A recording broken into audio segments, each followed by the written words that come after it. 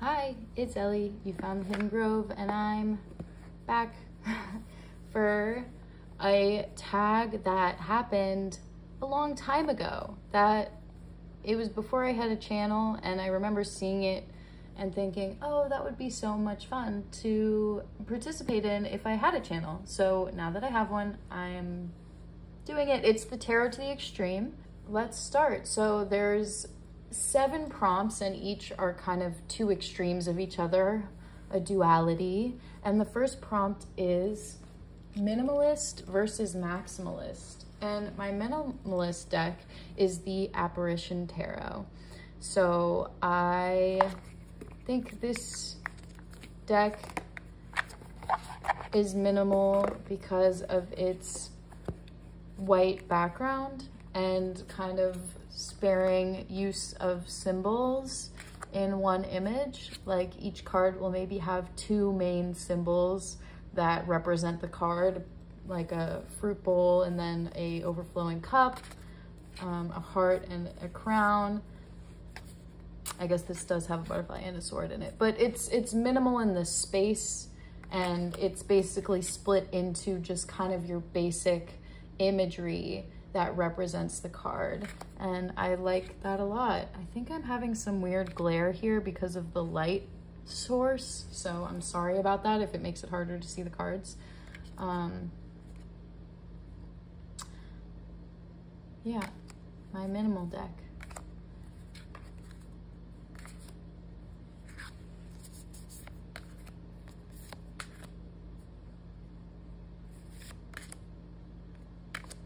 This is one of my favorites.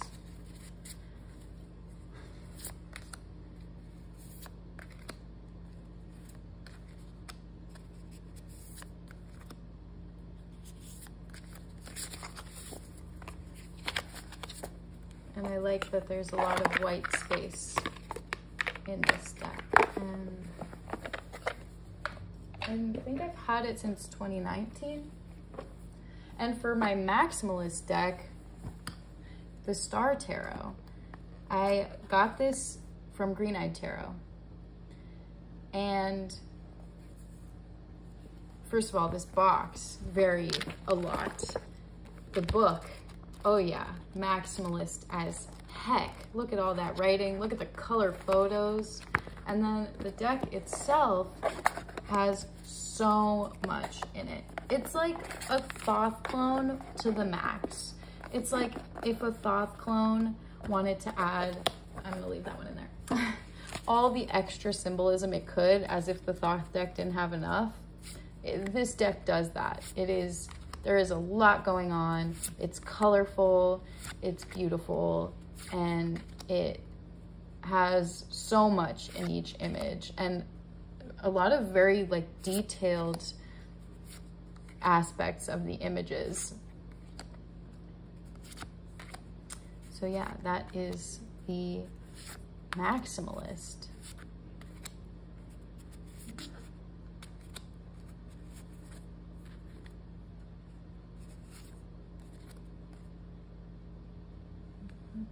The horses in space. But yeah, a lot going on in these cards.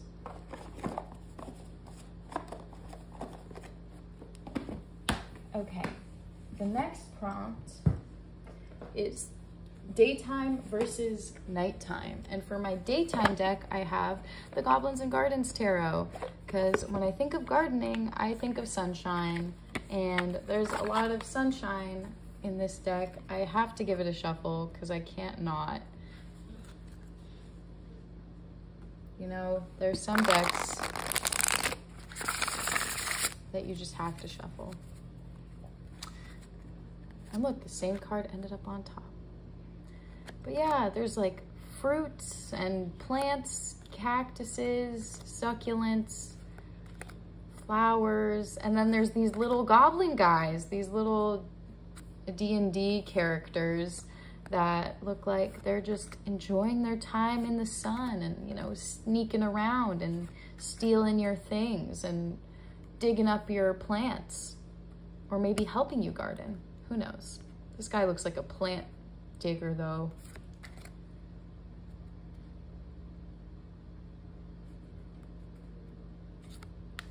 Yeah, very sunlight feelings from this deck.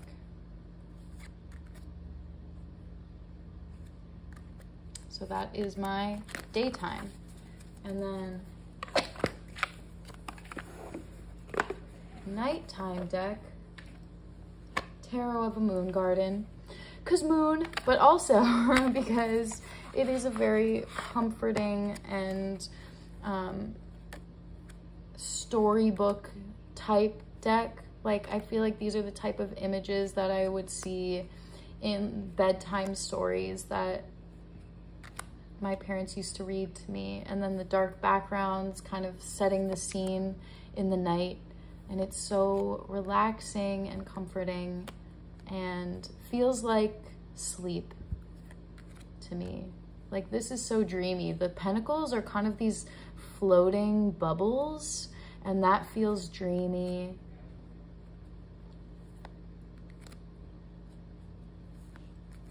Dragons.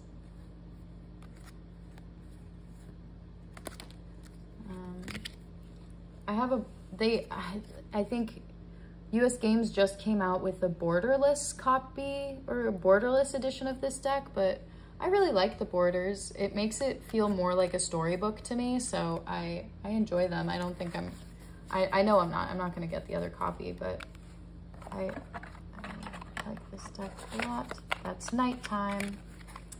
Next is best shuffle versus worst shuffle.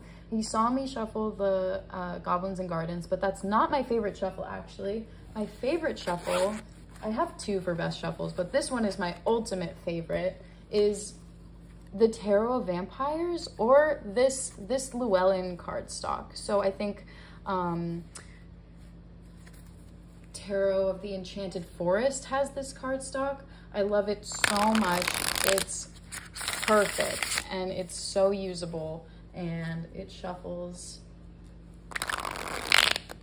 Oh, that was user error. But it shuffles so great. I love that the cards are like the perfect bendiness. They're not too flimsy. And it's just an awesome shuffle. And I'll show you some of the cards too, because this is a fun deck. It just feels like all of your vampire daydreams happening. It almost feels romantic.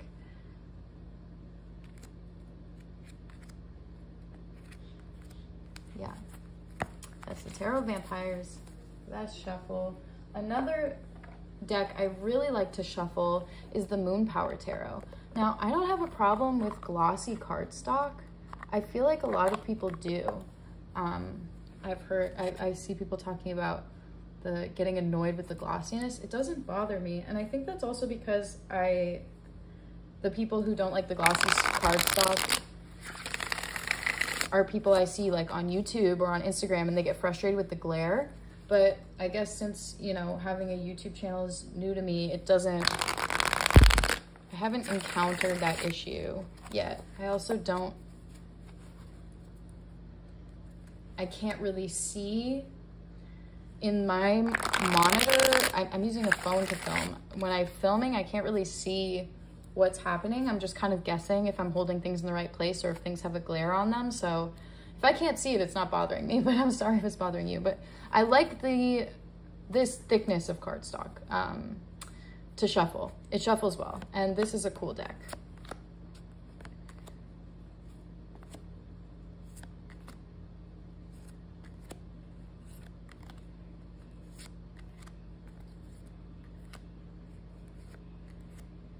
It's a great Hierophant card.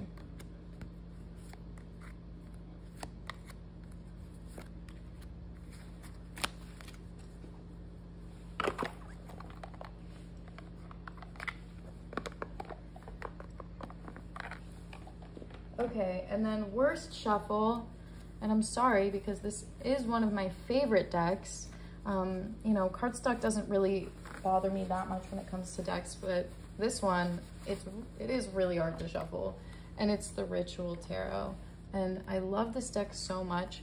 Mine, I can't even really shuffle it. It's already kind of getting, I mean, already, I've had this for a bit, but it gets this really bad bow, like in this direction, that when I don't like that when I set the cards down like on a table, the sides of the cards are like coming up the sides, but that's fine. That's a superficial thing, and it doesn't take away from the experience I have with this deck and how much I love it, and how entranced I am by all the art history references and the emotion, even though there aren't many like emotive cards in terms of like, you know, people emoting. I don't know. You know what I'm trying to say. There aren't very emotive cards, but I do feel a lot of emotion out of this deck.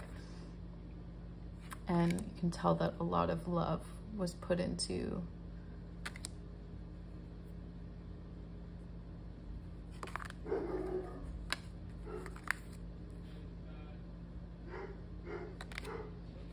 sorry if you can hear my dog barking. All right, so that is the Ritual Tarot. I didn't even try to shuffle it just because I don't want to hurt the deck, but I can overhand it pretty easily. Riffle shuffling. I've done it a couple times, but I want to keep this deck for a long time. And I've heard from people who riffle shuffle their deck that the edges or the sides kind of chip very easily, so I'm just not going to do that. And this is the earlier edition. It doesn't have the Lust card in it, but I love it. Okay, next category is confronting versus comforting. So for confronting, I have the Witch's Tarot. Nudity warning here. This is a really intense deck. I feel like it just is. It's very intense for me. I find myself putting myself in the shoes of a lot of the women that I see here who look often to be in uncomfortable or unhappy scenarios, but some of them are also very powerful. So it really depends on the cards, but either way, just the photography style and these cards are confronting for me, for sure. Make me face a lot of emotions that I didn't realize I was having.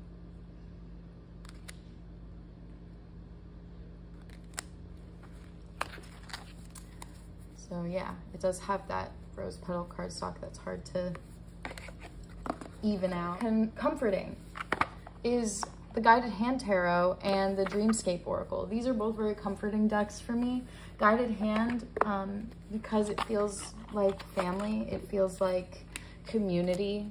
I really enjoy this deck. It feels like soft crafting. I don't know, where the Ritual Tarot feels very like intensely collaged. This is like soft crafting, and it's gentle and comforting for me.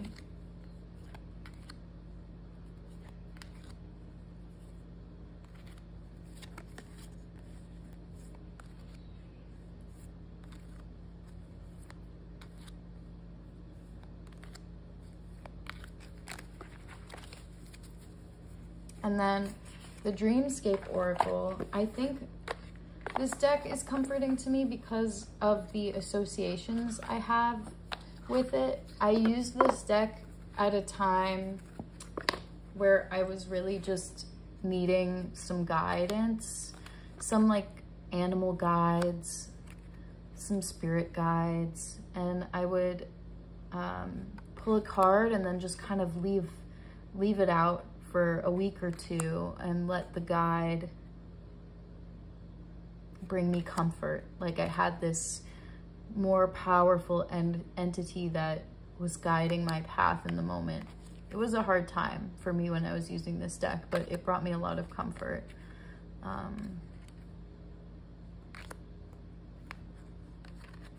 Especially the animal cards. I don't have an oracle deck that just has like animal cards in it, and based on how much I enjoyed this one, especially the animals, I think maybe that would really work for me, but I'm not sure. Maybe not. I do like Kim Kranz, so maybe I'll get her animal one. Okay. Next is Everyday versus Every So Often. For Everyday, I have the Barbara Walker Tarot. I took this on vacation with me back in May to read for my friends, and it really is such an easy reader. I feel like it tells me what I need to know. It's intense, but like in a good way, in the way you want tarot to be. Like, I enjoy it a lot. I feel like I also I read tarot for people who I feel like want a message and are ready for something intense. I always give people kind of warnings before readings, like, hey, like, you know, the cards talk about human experience, and a lot of human experience isn't pleasant, and you see those archetypes reflected in the cards. Like, if you're okay with getting messages like that, then I'd be happy to give you a reading. I haven't found myself reading for a lot of people who are like nervous about tarot, because I don't know. I have yet to figure out how to give readings in like a restrained or like gentle way. I don't know. That's probably a, you know, problem of mine that I have to figure out, but I don't know. I'm not a professional reader, so I guess I don't. Anyway, Everyday. And then Every So Often is the Abyssal Tarot.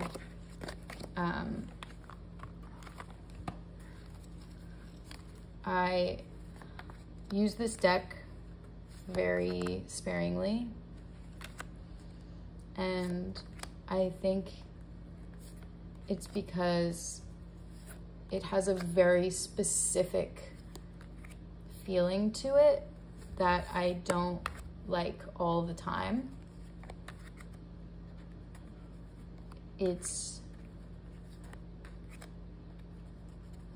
It feels like it's in like a liminal space, and it addresses liminal spaces in your life where you feel like you're floating. Okay, I'm sorry for rambling. It is a liminal deck. It's like that mid zone of inaction.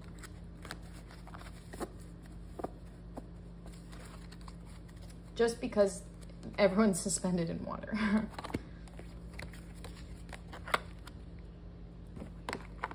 Every so often. And what's next?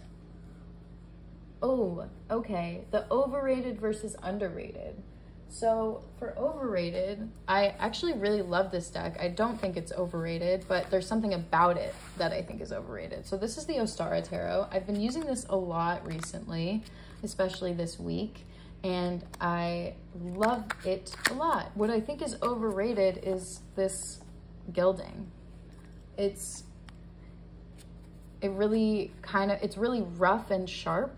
And in general, I just don't feel like I really need gilding on any of my decks. And I feel like, especially when it does a disservice to the use of the deck, like this one, like, yeah, okay, it's silver, that's pretty, but it makes it harder to use. So I would rather have just an ungilded deck than gilding that kind of hurts. So that's the overrated thing. But I think this deck is really beautiful, and I enjoy using it a lot, even though, besides sometimes pinch my hands, that's fine. Okay, and then underrated deck. I know this deck is a pretty popular deck, but I just feel like it's underrated. The Robinwood Tarot, like when people are talking about RWS clones, I feel like this one doesn't come up a lot. It's always about the Morgan Greer or the Aquarian Tarot, but what about the Robinwood? What about her?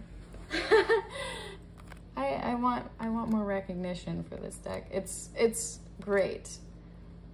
It's a simple deck.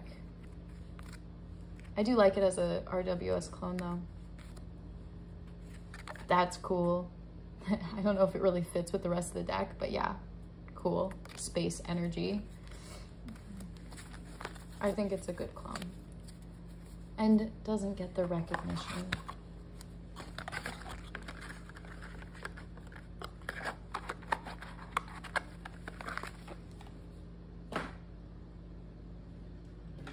All right.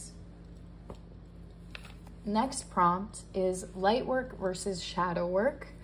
I don't know if I do either of these. Sometimes I opt for lighter questions in my reading if I know I don't really want to delve into intense things with myself or with my practice. I don't know if that would be considered light work. Shadow work, I feel like, is happening for me all the time. Everything I do, especially when it comes to like spirituality and tarot, it all feels like shadow work to me. So I don't think I designate like a specific time or like specific objects to do that. But in terms of this tag, I did choose 2 decks for light work and shadow work. One of them that just has like an overall more positive vibe, and the other that has a more, not negative, but like not alternate, what's the word I'm looking for? Reversal vibe. So I chose the Gentle Tarot for light work because I feel like all of these cards have very like encouraging and positive and holistic messaging. And I guess that would be light work, maybe? I don't know. I guess it's just focusing on love and unity and connection, possibly. And this feels like that to me, you know, like unity with the world, with the earth, with plants and animals, the sun's rays. Yeah, this is a nice light deck. I have the linen edition.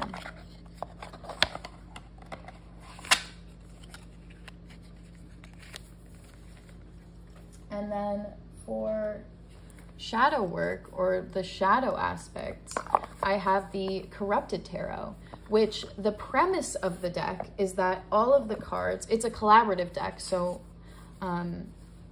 every card is by a different artist. The premise of the deck is that it's all reversal meanings. So all the cards are depicting the reversal meaning of that card. And the guidebook has all the, like, the guidebook starts with all of the reversal meanings, and then later it goes into, I guess,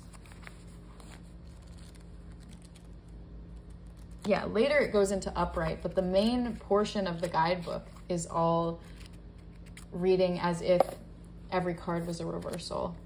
And so that, I guess, would be shadow work.